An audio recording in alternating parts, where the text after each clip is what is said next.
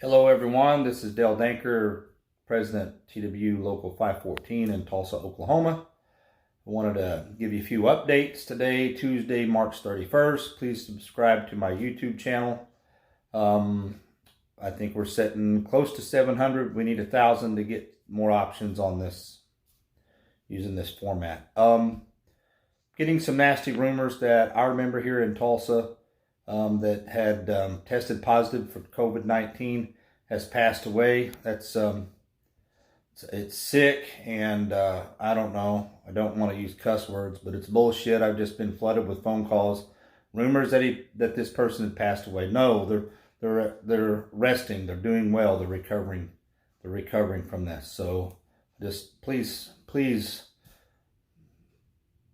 be mindful of those kind of rumors. That's it's frustrating, and I know you're frustrated. So enough about that. Our member's recovering, doing well. I've not heard of any other positive test. I know that the company would contact me if there was one, and I know that everyone would demand knowing where they're at and who it was. But this is the situation that's upon us. I've stated in my previous video, have a ladies and gentlemen's agreement with each other to give each other that information so we all can protect ourselves. I've asked Olin to look at the Turnstile situation and any other public touching areas we've talked about. He is currently running that up the food chain. It seems to me that if the turnstiles are an area of concern, that you could, if you didn't have enough guards, you could have a guard, say at a north gate, a south gate, and a central gate. If you didn't think it was a problem where you're strong enough to use your elbow to push the turnstile open where you didn't have to touch it, then you could use your normal gate.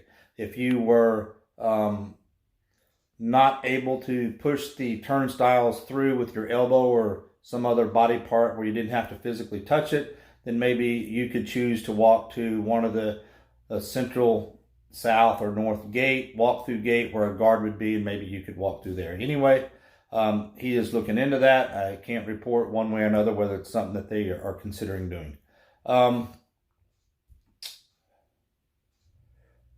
Voluntary early out, voluntary leave of absence. Those programs are offered by the company. They have total ownership of it. They're going to say where some people can leave from, when they can leave, who can leave. They determine all that. And because they want to determine all that, they've not included the union. So I get a ton of phone calls about it. And you absolutely need to ask your supervisor. And I've been told that supervisors are saying, contact your union. Well, your union doesn't have a blipping thing to do with it. I would normally have cussed right there, but this is on a public video. Let me repeat that. The union was not involved in the early out program or the leave of absence. So if your supervisor makes a comment to you, contact your union, I would just advise them that it was his company that he works for that owns this.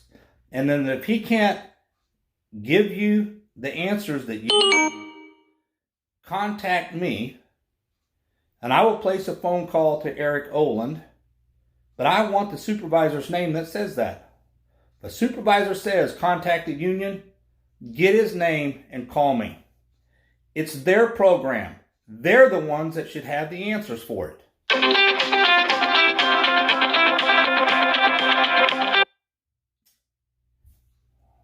It's a phone call coming in. Sorry about that. Your supervisor is probably not given the correct answers, but they should be able to put you in contact with somebody in the company that can give you the answers. There's a deadline. It's kind of important that you get your answers. So immediate supervisor, just, hey, our president, Dale Danker, wants to know your name, so he can go from there. It's frustrating. It's frustrating to everybody. They offer these things and they can't answer the questions about them, or they're not prepared to answer them. So that's how I feel about that. On to one other topic. Things in the contract that work rules, crew chief ratios, crew chief overtime, those are things I'm going to have to sit down with the company next Wednesday in a meeting that I used to traditionally have with Eric Olin and his team, and we talk about these things. We're going to have to work through the crew chief ratio, the cutoff at 16, how they offer overtime. I mean, they're going to have to get some lists. They're going to have to get some things going. And I know that they're strained with this COVID-19 outbreak. I just ask everybody, have a little bit of patience. If you feel like your contractual rights are being violated, you always have the option to get with the shop steward and fill out a grievance and give it to us, and we'll take a look at it. So just everybody be safe. Thanks for watching. Subscribe to this. Ask your friends to subscribe. That helps me help you. And we'll talk to you later. Have a good day. Thank you.